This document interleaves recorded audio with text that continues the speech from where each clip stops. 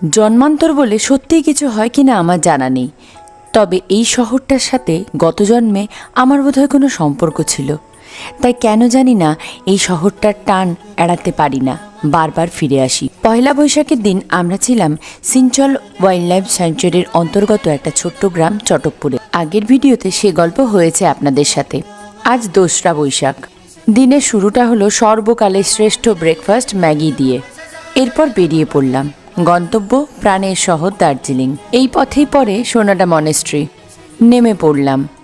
এই মনেস্ট্রিতে আছে সন্ন্যাসী কালো রিংপোচের মমি, কিন্তু সেদিন মনেস্ট্রির ভেতরে রিনোভেশনের কাজ চলছিল, তাই সেটা দেখা হয়নি। এরপরে নেমে পড়লাম ঘুম মনেস্ট্রি দেখতে।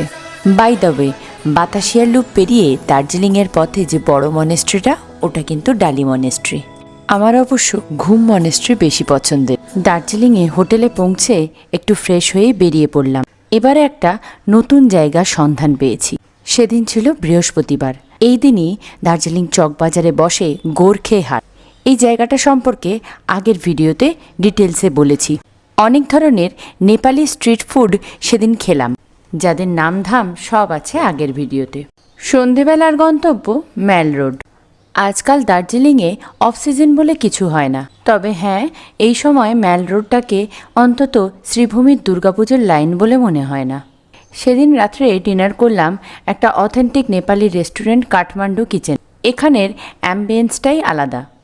আমরা 3টে নেপালি থালি অর্ডার করেছিলাম, যেগুলো সম্পর্কে ডিটেল ভিডিও খুব তাড়াতাড়ি আসবে। পরের দিন আমরা গেছিলাম দার্জিলিং জু। আরও অনেকগুলো অফবিট জায়গা, যেগুলো নিয়ে আসছি পরের ভিডিও। চ্যানেলটা সাবস্ক্রাইব করে পাশে থাকবেন। Thank you.